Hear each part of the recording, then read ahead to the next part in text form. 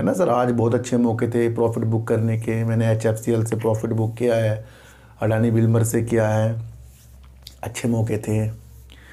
अब इन अच्छे मौक़ों को अगर मैंने एक चीज़ देखी है, माध्यम देखे हैं कि जो मैं सोच रहा हूँ और वही बड़े इन्वेस्टर ने पहले बोला हुआ भी है, तो कहीं ना कहीं हम लोग जब प्रॉफिट में ये गाना गुनगुनाते हैं, उड़ता ही फिरूं, ये गाना ना सर एक, कब हमारे पंख के पास काफ़ी फ़ोन भी आ रहे हैं, मार्केट गिर जाएगी, इतनी गिरेगी, बहुत ज़्यादा गिरेगी, निफ्टी यहाँ जाएगा वहाँ जाएगा।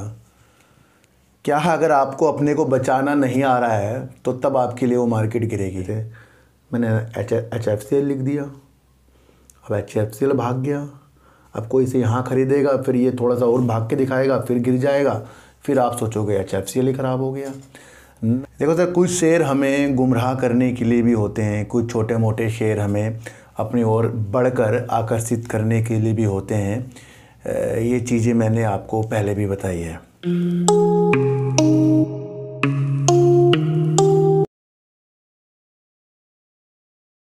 नमस्कार, मैं स्वागत करता हूं आपका अपने ही चैनल पर जिसका नाम है सार्थक बाजार से। आज बात करेंगे NLC इंडिया की, बात करेंगे सर यस बैंक की, और बात करेंगे HFCL और सुजलोन एनर्जी की। सर देखो सर, कुछ शेयर हमें गुमराह करने के लिए भी होते हैं, कुछ छोटे मोटे शेयर हमें अपनी ओर बढ़कर आकर्षित करने के लिए भी होते हैं। ये चीज़ें मैंने आपको पहले भी बताई है। आज मैंने अपनी एक वीडियो कल ही बना ली थी, वो मैंने रात को 11-12 बजे रात के दिन, तो मैंने डीप सर्च 6 में डाली है। उसके अंदर आप उस रणनीति को समझना। उसके अंदर कुछ ऐसी बातें मैंने बताई है कि जिस तरीके से हमारा निवेश होता है, कोई सेक्टर कब भागता है, कब चलता है, या कितना निवेश हमें किस तरीके से करना चाहिए। सर आप यकीन नहीं करेंगे, वॉरेन बफेट जी का आपने नाम सुना है? जो मैंने कल की वीडियो में बोला है, अगर आप ये सोचो कि उसकी नकल कर दिया अब मैंने, ना, जो बड़े इन्वेस्टर हैं वॉरेन बफेट जी, उनकी नकल कर दी मैंने। पर मैं वीडियो कल ही बना चुका था, और कल रात के 1-2 बजे मैंने एक वीडियो देखी, उसके अंदर वही चीज़ थी जो मैंने बोली, पर वो पहले की है। पर मैंने एक चीज़ देखी है, माध्यम देखे हैं कि जो मैं सोच रहा हूँ और वही बड़े इन्वेस्टर ने पहले बोला हुआ भी है, तो कहीं ना कहीं हमारा जो रास्ता है, अब आप इसे मजाक समझोगे कि अब मैंने देखकर बोल दिया होगा। मैं देखकर नहीं बोलता सर। अगर मुझे किसी चीज़ के बारे में पता होता ना, मैं बोल देता हूँ कि विजय केडिया साहब ने ये बोला है। झूठी तो नहीं बोलना आता मैं। तो वो मुझे ऐसा लगा कि जिस लाइन पर हम चल गए हैं अब वो सच में सही है, क्योंकि हमारे विचार बड़े बड़े व्यक्तियों के साथ मिल रहे हैं और लालच को तो हम कम करके चलते हैं। देखो सर, मार्केट में काफ़ी हल्ले हो रहे हैं कि मार्केट गिरेगी, मेरे पास काफ़ी फ़ोन भी आ रहे हैं, मार्केट गिर जाएगी, इतनी गिरेगी, बहुत ज़्यादा गिरेगी, निफ्टी यहाँ जाएगा वहाँ जाएगा।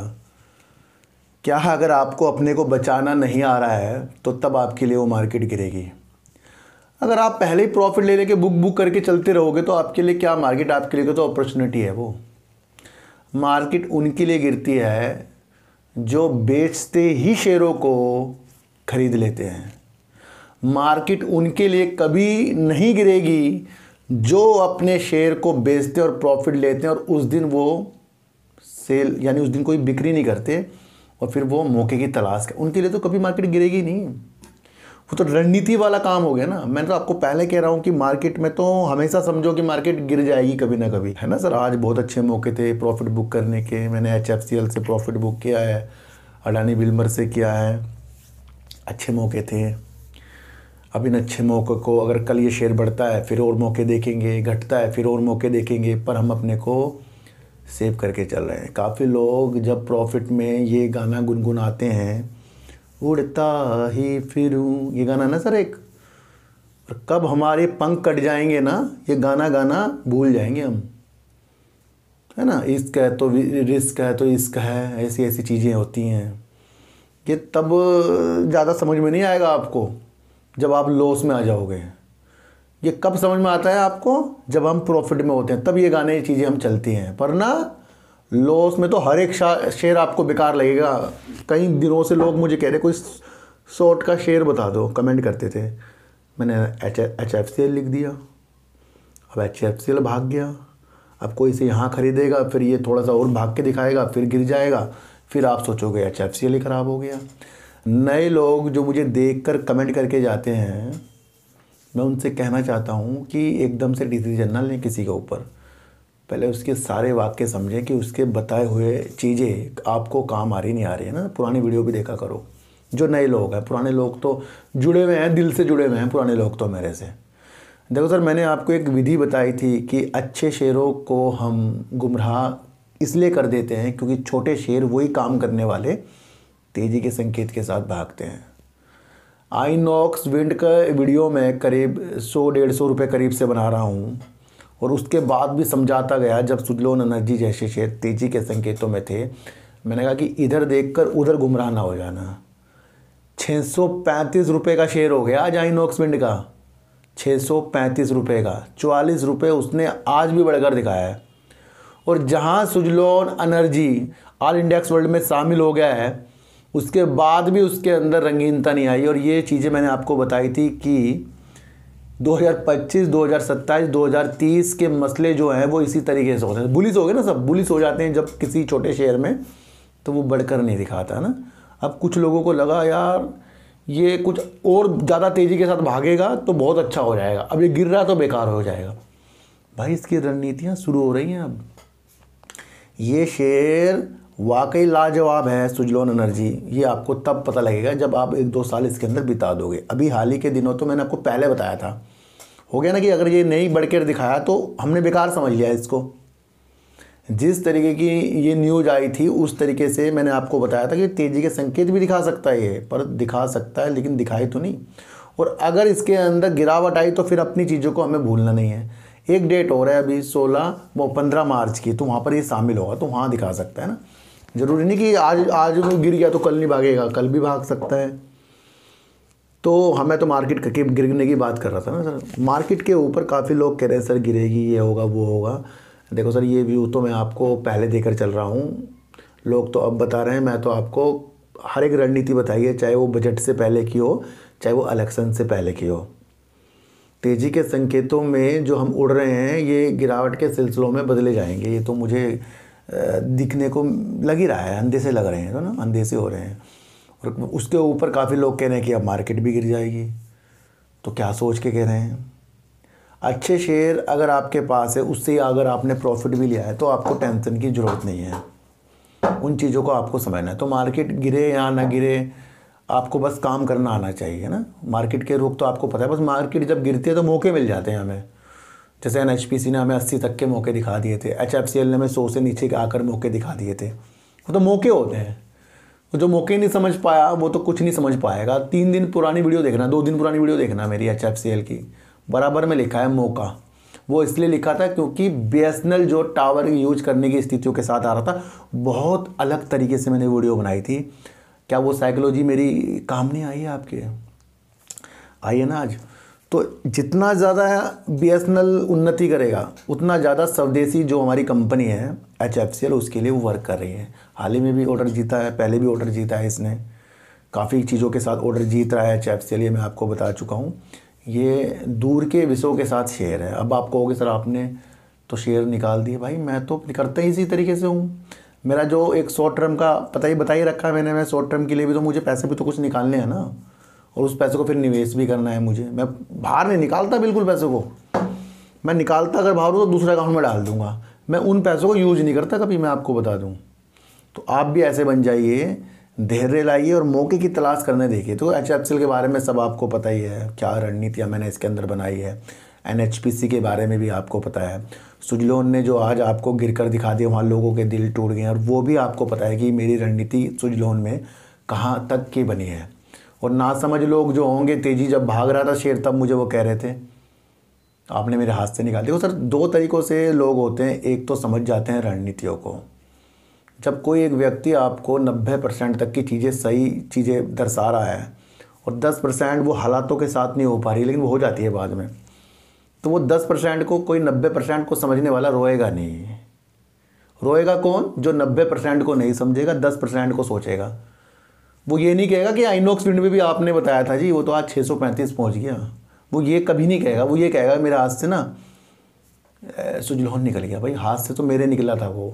मैंने खुद कहा था कि मैं इस शेयर को नहीं खरीदूंगा, क्योंकि ये मुझे अंदरूनी तौर से वो वजूद जो शॉर्ट टर्म के होते हैं परफेक्ट वाले, वो जच नहीं रहे हैं। तो जब जचते नहीं तो उसमें मैं तो वर्क करूँगा ही नहीं उसके अंदर, ये मैंने आपको पहले भी बताया था। तो HFCL बेस्ट शेयर है, पर रणनीतियों को आप समझिए, है ना। तो थोड़ा सा हमें दिमाग लगाना। देखो मार्केट एक सीधी सी तो चीज़ है नहीं, ये तो आप समझना। और जो प्रॉफिट समय समय पर इस 2 महीने के, मैंने आपको एक चीज़ बताया था सर, इस 2 महीने आपको प्रॉफिट पर विशेष ध्यान देना है। तो जो वो चीज़ों को समझेगा वो बहुत आगे तक जाएगा। BSNL जहाँ जहाँ चमकता जाएगा, HFCL वहीं पर अच्छा होता जाएगा। तो इन सारी रणनीतियों को आपको समझना है। पहले हर एक चीज़ समझें, उसके बाद आपका हर एक जो व्यू होगा ना वो ऑटोमेटिकली बनेगा। मैं तो यहाँ व्यू बनाने का काम कर रहा हूँ, और उस व्यू को जो समझ रहा है वो बहुत ही अलग तरीके का व्यक्ति होगा, ये मैं आपको बता दूँ। और फिर बता रहा हूँ आपको, गिरावट जो है वो लाजमी हो भी सकती है, नहीं भी हो सकती है, पर सोच कर चलो कि हो जाएगी। तो मुझे किस तरीके से समझना है ना, क्या मेरा पोर्टफोलियो आधा हो जाएगा तो मैं टेंशन, आधा तो सर 2020 में भी हो गया था, फिर क्या हुआ। ये तो माहौल होते हैं कुछ दिनों के तक के लिए, है ना। अगर हम इन्वेस्टमेंट में काम कर रहे हैं तो वो हो सकता है 2 महीने, 4 महीने, 5 महीने आपको अपना प्रॉफिट था वो भी जाएगा, लॉस दिखाएगा आपको। वो लॉस तो तब होगा जब आप बेचोगे। तो बहुत सिंपल सी चीज़ है, इस टाइम आपको उन शेयरों के अंदर अपनी विशेषताएं 20% देखनी चाहिए और 80% होल्ड पे रखनी चाहिए। यानी कि अगर ख़रीदना है तो जिन शेयरों का वजूद, जिन कंपनियों का वजूद देश की प्रगति के लिए और किसी चीज़ को अच्छा करने के लिए दौड़ रहा है, जैसे HFCL BSNL को अच्छा करने के लिए और डिजिटलकरण करने के लिए, है ना, डिजिटल के माध्यम से, और 5G की चीज़ों को, ज़रूरत को पूरा करने के लिए। तो क्या ये वजूद है ना कुछ। NHPC जैसे कि जल विद्युत के लिए कर रहा है, वजूद है ना। SJVN हो गया, IRFC हो गया, RVNL हो गया, टीड़ागढ़ हो गया, है ना, आपका NTPC हो गया, ONGC हो गया, इनके सब वजूद है। लेकिन पूरी अमाउंट के साथ नहीं उतरना है यहाँ पर, क्योंकि यहाँ पर अब हमें हो सकता है आगे आपको बहुत गवर्नमेंट कंपनी थोड़ा उछाल के बाद रुलाए, पर आपको समझना वो रुला नहीं रही है, वो तो हम खुद रो रहे हैं, क्योंकि हम टॉप में खरीद रहे हैं ना। कुछ चीज़ों को हम टॉप में खरीदते हैं इसलिए हम रोने लग जाते हैं, पर वो है शेयर अच्छा, और वो टॉप वाली चीज़ और टॉप में दिखा देगा जब ये इलेक्शन के बाद कुछ महीने बीतेंगे। तो टाइम है आपके पास इन सब चीज़ों के लिए, तो वर्क कीजिए। अगर टाइम नहीं है, सिर्फ टाइम पास करना है मार्केट में और अपने लॉस को बुक करना है, तो इससे अच्छा तो कुछ और काम करना पड़ेगा हमें, है ना। तो एक दिन नहीं खुश होना आपको, मैं तो कहता हूँ रोज़ खुश होना है आपको। दुख हो, सुख हो, कुछ भी चीज़ हो, हालात एक जैसे होने चाहिए, हालात एक जैसे होने चाहिए। और जिस दिन आप वो हालात को समझ गए, आपका बहुत कुछ अच्छा होने वाला है ना। आप जितने भी बड़े हो जाएं, जितने भी बड़े हो जाएं, आप अपने आसपास के लोगों के साथ घुल मिल के उसी तरीके से रहें जिस तरीके से आप पहले थे। यानी कि आज बहुत बड़े हो गए तो आप छोटे चीज़ों को भूल गए, ये कभी अपने लाइफ में लाना नहीं भाई। ये तो एक माध्यम है, और इस माध्यम को जो समझ गया, इस कैलकुलेशंस को समझ गया, तो लाइफ तो सेट हो जाएगी और आगे के व्यू बनते जाएंगे। तो एक समान होने की स्थितियाँ हमें लानी पड़ेगी। देखो सर, यस बैंक में मैंने आपको बता दिया था ना कि 30 और 50 आराम से नहीं जाएगा, लेकिन इत्तेफाक से 30 गया था उस दिन। फिर मैंने कह रहा ना, जो मुझे समझता नहीं वो एकदम कमेंट करता है, और उसने लिख भी दिया था। आपने मेरे हाथ से शेयर निकाल दिया, चाहे उसके खरीदा ना हो, उसके पास हो ना, पर लिख दिया उसने 30 में चला गया। मैंने तो पहले निकाल दिया। लिख दे देता बंदा अपना आप ही, अच्छा होता नहीं उसके पास, लिखने जरूर आया कमेंट, है ना। तो आप बातों को समझो, जो नॉलेज ही नहीं ले पा रहा है वो तो घूम रहा है ना। फिर मैं कह रहा हूँ कि 30 और 50 में अगर देखना है तो इन शेयरों को लेकर छोड़ना है और भूल जाना है।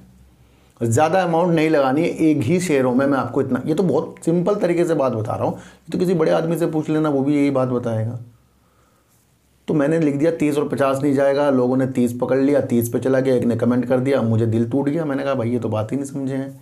मैं आपको क्या समझा रहा हूँ कि यस बैंक अपनी बैलेंस शीट को अच्छा करके बहुत आगे तक जाएगा। छोटी सी बात है, ये आपको समझना पड़ेगा। आजकल ऐसे ऐसे कॉल आ रहे हैं कि मैं शेयर बताऊंगा, अगर भाग गया तो 20% मेरा, और उससे सवाल करो अगर नहीं भागा तो फिर वो 80% किसका होगा। फिर जो आपके पैसों को डबल तिबल करना चाह रहा है भाई, अपने पैसों को कर लो। आपके पैसों को क्यों करेगा? मेरे पास 2-3 व्यक्तियों ने अपना कमेंट कर दिया बैंक निफ्टी का कर दिया, सर मुझे इसमें नुकसान आ रहा है। भाई जो चीज़ मैं खुद ही नहीं करता, मैं उसके अंदर आपको क्या नॉलेज दे दूंगा? मुझे बड़ा दुख होता है इस तरीके से जो मेरे भोले सब्सक्राइबर हैं, किसी दोस्त के कहने पर वो पैसे लगाए और उनका लॉस आ रहा है और वो मुझे कमेंट करके व्हाट्सअप कर रहे हैं। मेरा इन्वेस्टमेंट का काम है, नॉलेज मुझे उस चीज़ की है, पर मैंने आज तक के उस चीज़ को किया नहीं है। मैं बैठ जाता हूँ अपने दोस्तों के पास, उनको थोड़ा बहुत बता देता हूँ और उनके चीज़ों को समझ लेता हूँ और उससे ही भाप लेता हूँ मैं कि एक दिन की खुशी से मैं 365 के दिन में से एक हटाकर 364 दिन मैं टेंशन में नहीं रहना चाहता। मुझे तो पूरे दिन खुश रहना है। तो ऐसे कमेंट बिल्कुल भी मत करना कि आप निफ्टी बैंक निफ्टी में वर्क कर रहे हो, उसका स्क्रीनशॉट मुझे भेज रहे हो। मैं क्या कर लूँगा इसके अंदर? तो कौन आपको कह रहा है कि आप किसी के बातों में आकर उसका ट्रेड ले लो? कौन कह रहा है आपको शेयर खरीदना है? आपको अपने हो मेरे, इसलिए मैं आपको इस तरीके से बता। मुझे बड़ा दुख होता है कि हम इतने भोले कैसे हो गए कि कोई हमें फ़ोन कर रहा है कि 20% मेरा 80%। भाई बताने वाले का जा क्या रहा है? जिस दिन उसका 20% उसका जो प्रॉफिट आ गया वो तो ले लेगा, और जिस दिन उसका लॉस हो गया आपका फ़ोन बंद कर देगा वो आपके। ये एक ऐसा शेयर मार्केट है, यहाँ किसी को कुछ नहीं पता है, रणनीतियाँ पता ही होने लगनी चाहिए आपको। मैं कह रहा हूँ यस बैंक 30 और 50 में आराम से नहीं जाएगा, पर समझो तो उस वर्क को। क्यों कह रहा हूँ? क्योंकि काफ़ी बैड लोन, काफ़ी बैंकों ने इसको संभाला है। उन सारी चीज़ों के बाद उतार चढ़ाव आएंगे, कोई अपनी होल्डिंग को सेल करेगा, कोई खरीदेगा, तो उन सारी चीज़ों के साथ आएंगे। अभी मैंने आपको कहा ना, कार्लाइल ने अपनी 1.30% की हिस्सेदारी जो मॉर्गन स्टैनली है सिंगापुर वाले जी, उनको बेच दिया है। उसका इफेक्ट आज जब वो एक्सचेंज हुए, इक्विटी जब हाथों में गई, बदले गए वो हाथ, तो उसके अंदर आज आपको वो गिरावट देखने को मिली। पर ये जो चीज़ें हुई हैं ये कोई निगेटिव चीज़ नहीं है। मैं आपको बता दूं, अगर बेचने से कुछ चीज़ें नीचे गई हैं तो समझो तो वो परसेंटेज किसी के पास खरीदने में गई हैं, फिर वो बड़ा क्यों नहीं शेयर? क्यों? क्योंकि ये चीज़ आपको निगेटिव दर्शाने के लिए ऑपरेटर तैयार है। ये पॉजिटिव चीज़ है कि मॉर्गन स्टैनली अपनी होल्डिंग को उसके अंदर बनाकर रखने की चीज़ों के साथ आया है। पर ये आज जो शेयर ने गिरावट करी ये उस वजह से है क्योंकि मॉर्गन स्टैनली ने 27 रुपये 10 पैसे के हिसाब से ये डील की है। और कमाल की बात देख लो सर, शेयर प्राइस आज 27 रुपये 10 पैसे में क्लोज हुआ है। कभी हुआ है ऐसा? चेक करो आज आप।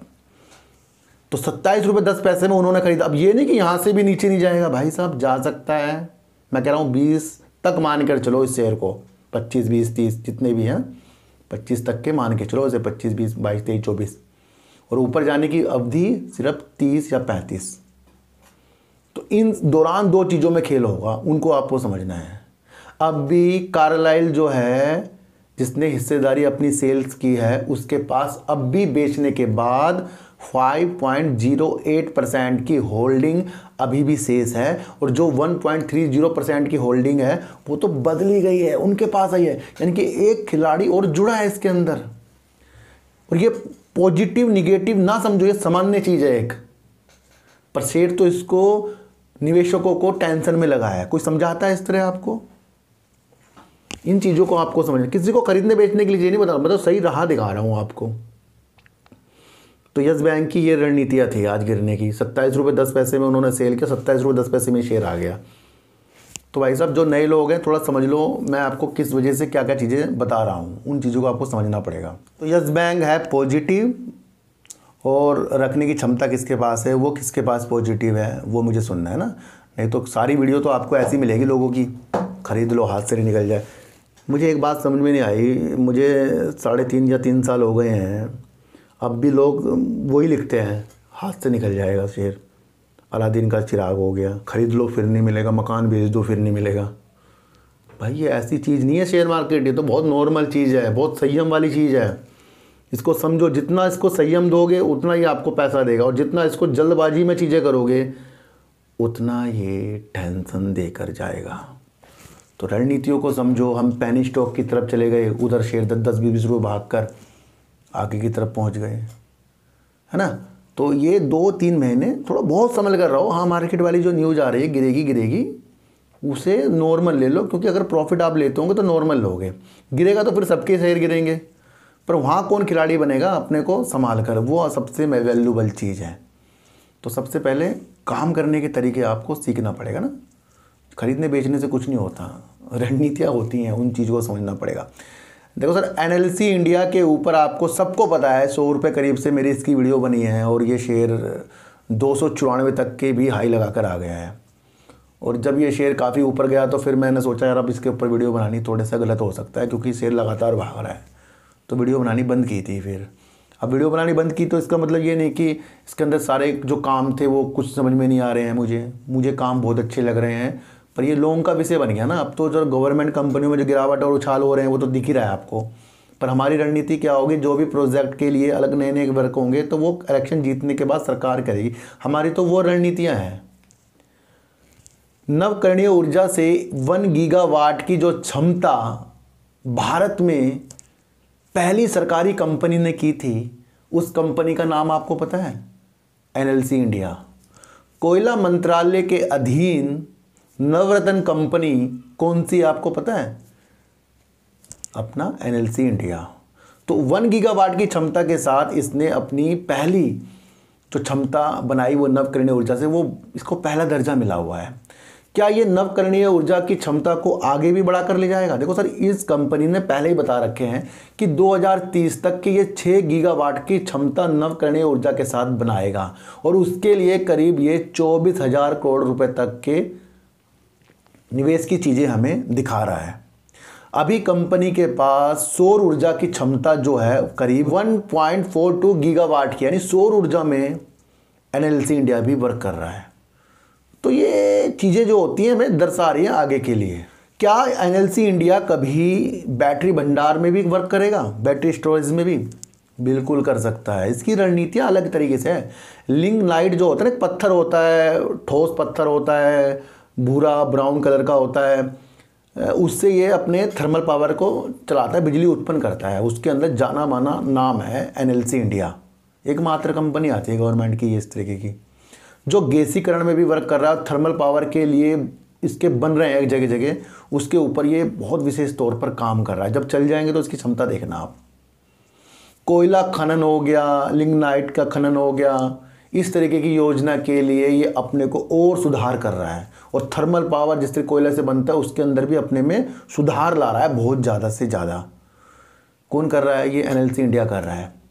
अभी मैं आपको एक चीज़ समझाऊं, जब देश के प्रधानमंत्री जी हमारे श्री नरेंद्र मोदी जी किसी कंपनी का एक प्लांट के आधारशिला रखें तो आपको कैसा लगेगा कि वो कंपनी कैसी है ना। वीडियो कॉन्फ्रेंस के माध्यम से हमारे देश के प्रधानमंत्री जी ने राजस्थान में 300 मेगावाट बिजली की क्षमता सौर ऊर्जा पे स्थापित करने के लिए जो आधारशिला रखी है वो एनएलसी इंडिया के लिए रखी है राजस्थान में, जिसके ऊपर 1756 करोड़ का इस तरीके की निवेश अनुमानित होने की दिशा हमें बताई गई है।